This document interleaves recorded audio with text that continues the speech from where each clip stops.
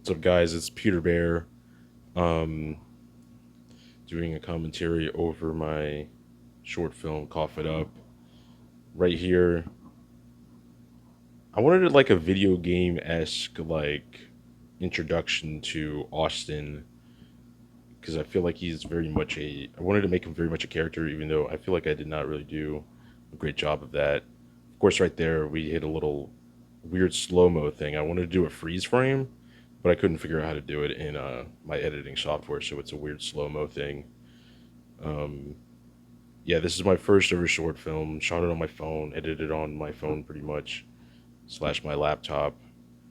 Just me and my buddy, just wanted to make a film. I've been wanting to make one. I've literally been trying to get one done for the past like 4 years, 3, 4 years now.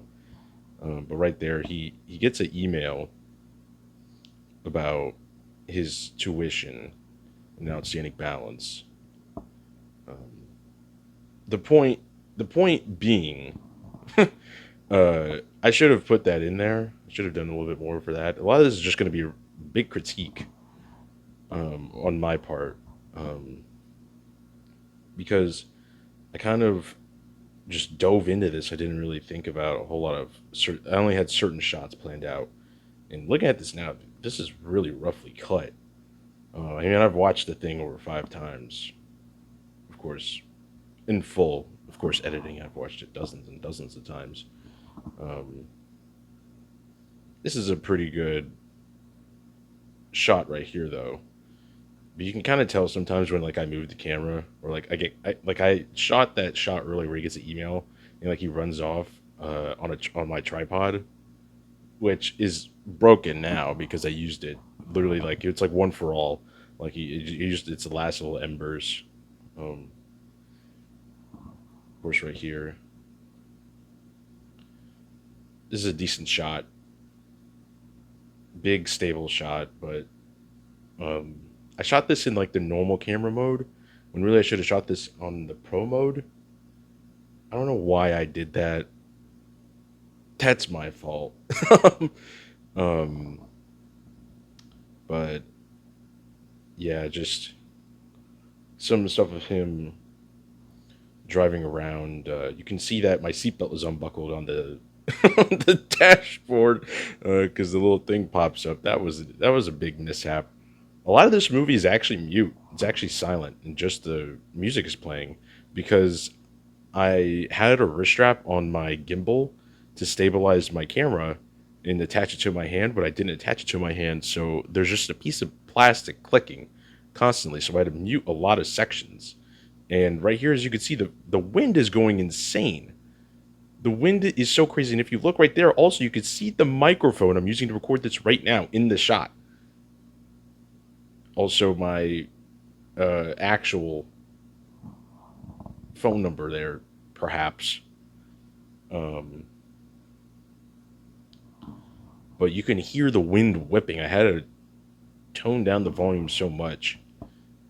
Um, like these are some good shots right here. This would have been way better if I shot on a tripod, which I did talk to one of my buddies, Matthew, about of a certain band. I won't expose him here because I don't like the name of the channel right now. If I still have the name of the channel, I don't want to like link him to that. Anyways, it's a whole thing.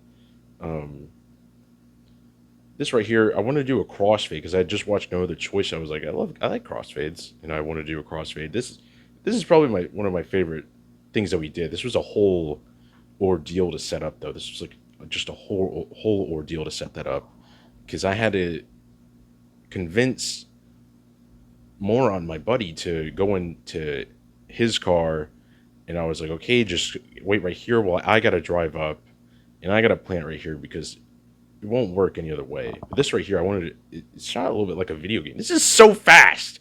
This is so fast. Like I had no, it's cut. Like, oh, I should have shot way more coverage um, over this.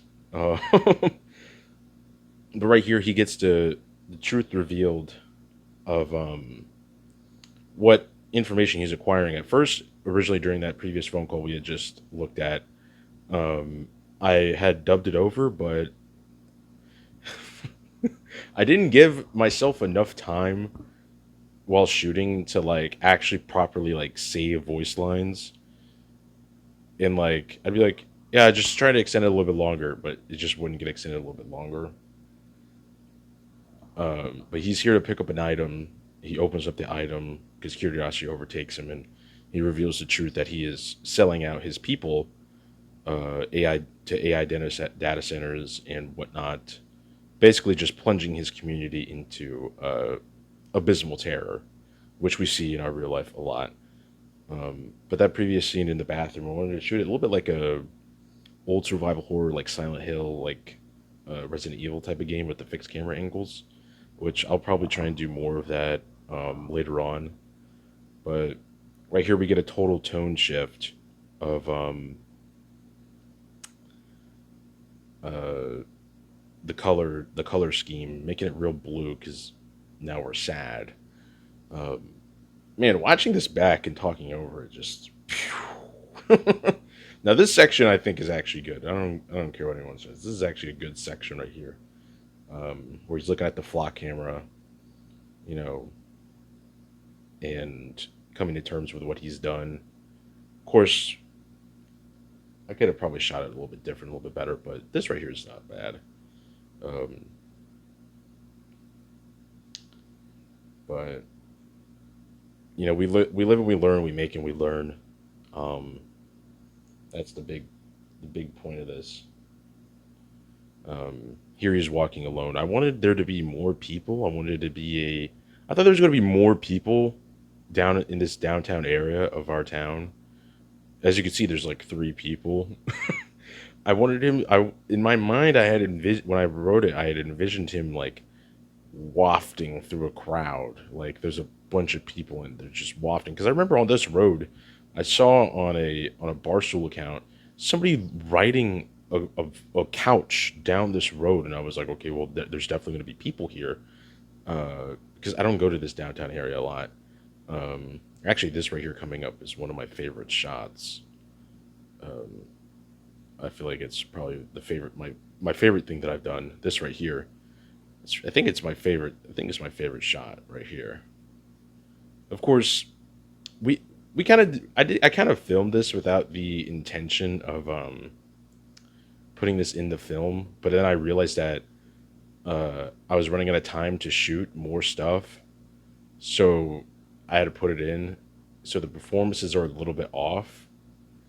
Um, Here, I cannot believe we already have a minute and a half left. I feel like this is the quickest 9 minutes of my life. I feel like this is the quickest film ever, for better or for worse.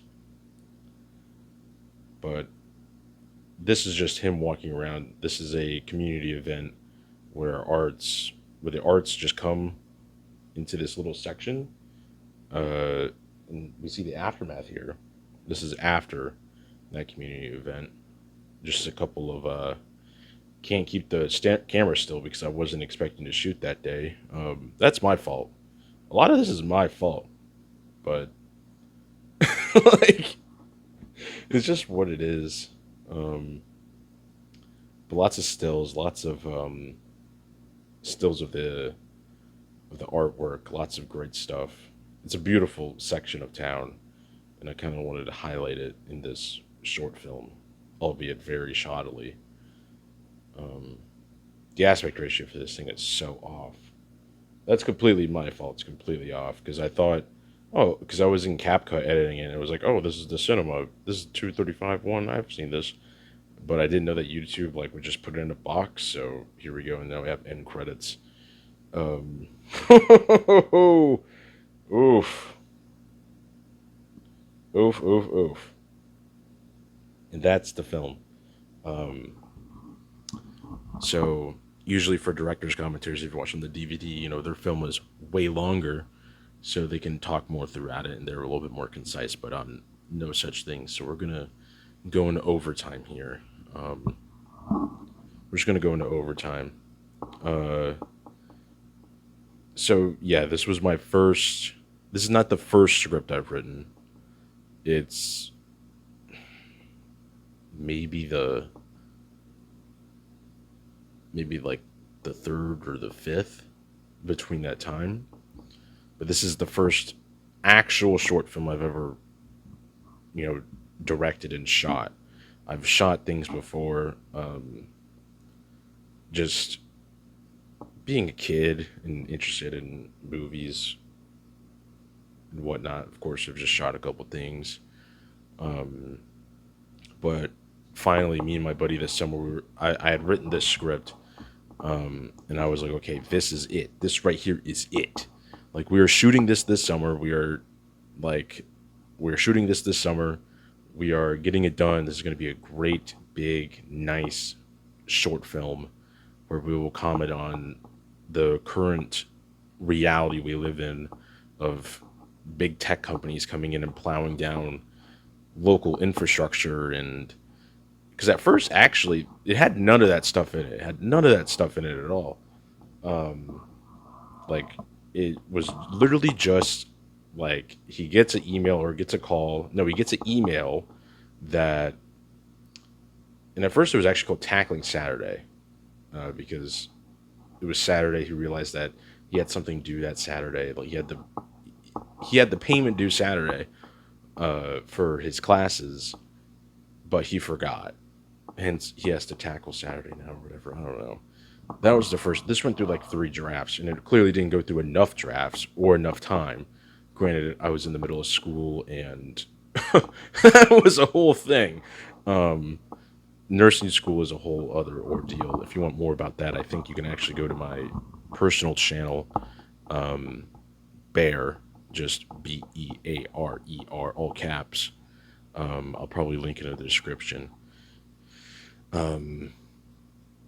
where you can actually find a sort of short film about of my 16th birthday. It's just me in a town, just with music over it for like 50 seconds. It's nothing crazy, but yeah. And it was he like gets the email. He like goes like, "Oh no, I gotta get money." And really, it was like it was pretty much just like a Safdie film. I wanted it to feel like he's like racing against time and he has to like do this thing, and it's like it's so awesome. Like a slight comment on like living with ADHD. That's really what I want this character to be, just a chronicle. I want to make more things with this character, uh, like a chronicle of living with ADHD and how debilitating it can be. I don't think I did a good job with this, but I thought about scrapping this whole thing while editing it. I really I really got started beating myself up about it, but I was like, you know what? I will just release it, and just we learn from it. I think I've learned a lot from it, though. I've taken lots of notes from this, just this one experience, and I'll probably end up making even more mistakes and even make even weirder stuff. But who cares? You know what I mean? So I had written the first script of this in December of 25. Of course, now it's July of 26, May of 26. After I had finished, uh, school, I was like, okay, let me look at the script again, and I was like, oh my goodness, it sucks because he goes in and he fights gnomes and like to get an enchanted chain back, and I don't know, I didn't like it. And I was like, okay, well, let me do something else because I was like riding around town, I think, and I started seeing all the flock cameras, and I was like, I'm so sick of these flock cameras, and I'm so sick of the idea of AI data centers, because in my city actually right now they just blocked something that would have sold land, like publicly owned by the city land, to a tech company, I think, that would have used to make like AI data centers and whatever. AI data centers. Every time I watch it, that clip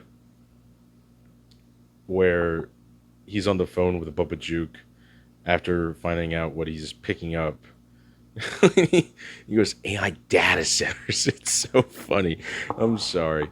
Um, but yeah, I wanted. Then I was like, okay, well, let me rework this. Then I reworked it, and I was like, okay, let me rework it again. I did like three drafts, and then I was like, okay, kind of want to change the name here. And I was like, okay, we'll cough it up because I'd watched it. It was inspired by Scorsese. I think I'd watched It's Not All About You, Murray, and I was like, okay, well, that's good enough. Um, and here we are. But actually, Moron, that's what he decided to credit himself as. Don't Talk to Me, who plays Austin.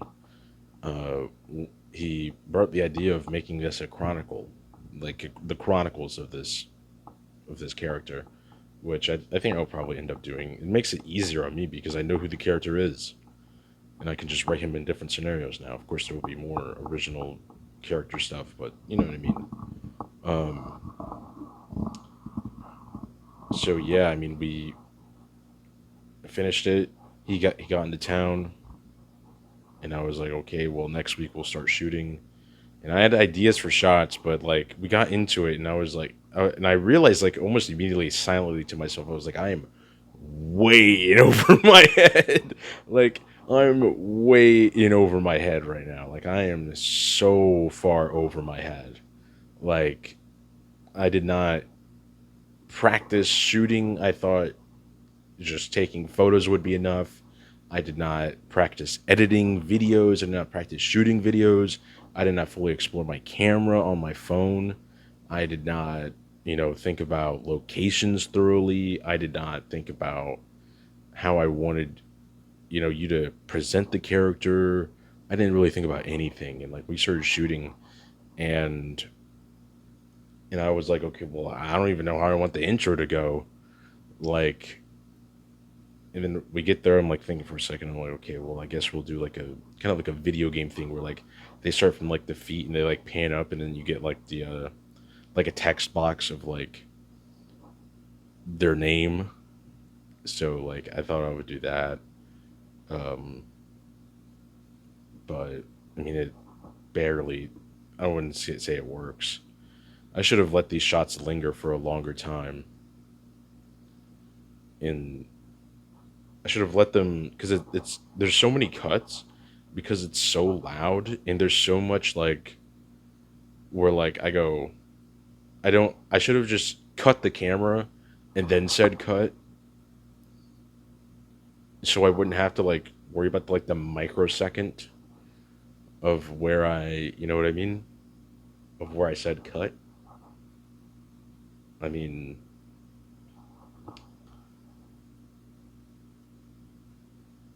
it it does its job. I think as a learning tool, this is all honestly the ultimate learning experience for me. I think honestly going forward, what I'm gonna do is I've already toyed with my camera now more though. Like I figured out I have the pro video mode. I can shoot in log and it looks fantastic. Shooting 24 FPS instead of 30 because I shot most of this in 30 and it looks highly unnatural. Like it looks so weird. Shooting in 30 FPS, 6 FPS makes a difference. The 6 FPS makes a fucking difference. Um, Truly stupid of me to like this latter half from like 6:30 and on is all 24 FPS, and I love shooting it way more. Number one, it was at night. I think we're gonna shoot. I think I'm just gonna shoot more at night or more just midday, and try not to shoot or more so shoot inside and just choose better locations because shooting in the back alley of a business of a no of a string of businesses because that's a whole like string of businesses right there where it's sopping wet and dirty and smelly. We're literally right by a dumpster.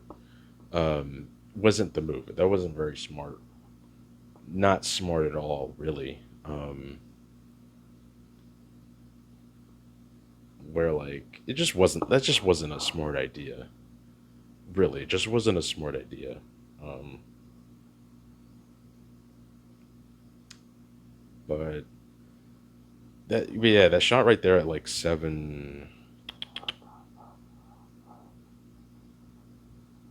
7:35, where like it's like him at a distance. That's a great shot. It's like I had like certain things, but I think I've already like talked to.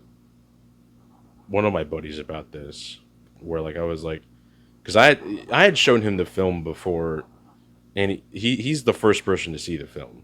My buddy Matthew, he's the first person to have seen the film, uh, like in its full final cut.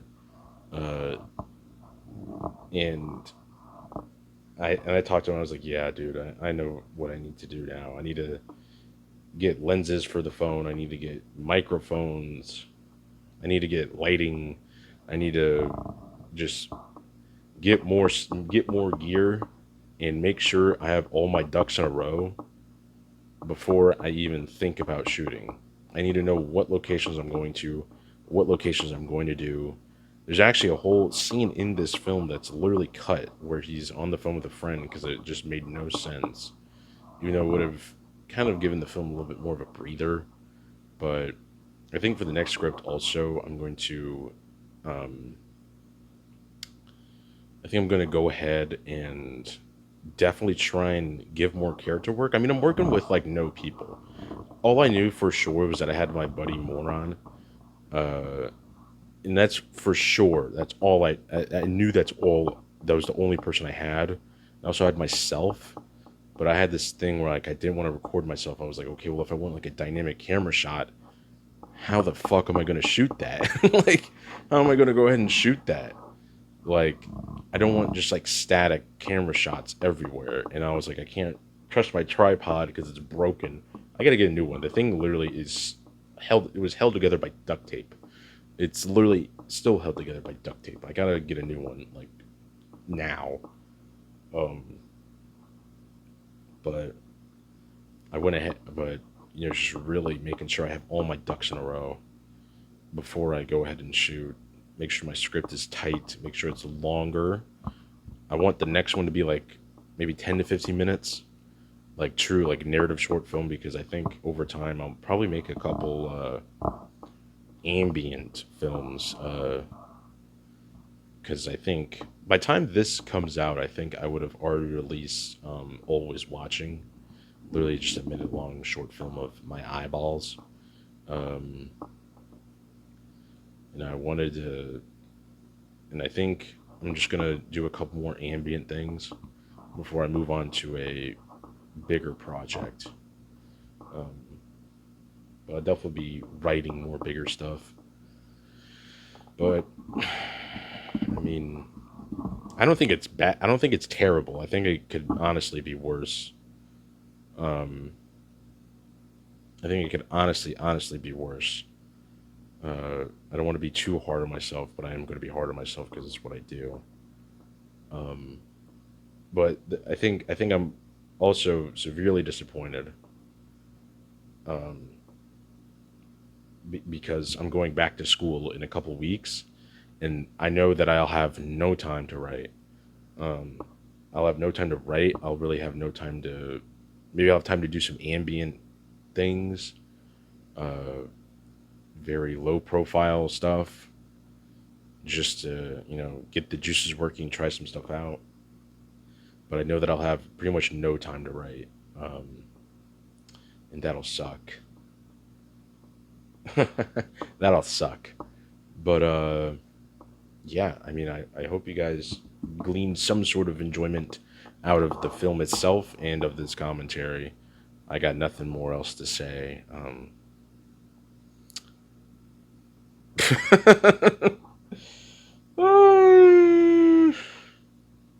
I got nothing else to say. Um, Hopefully, the next big one, I'll make a more more intricate commentary, and it'll be more positive. But yeah, if you want to, I'll probably have uploaded some more personal videos of like gaming and talking about my life and whatnot. If you want to get to know me specifically more, go check out my channel Bear, just Bear, down in the description. As I said earlier, I just make videos about games, over games, or just talk about my life, and that's all I do. It's literally all I do. Um, and you'll get to know who I am a little bit more, and just, you know, feel me more. Thank you guys for watching. Hopefully you stick around.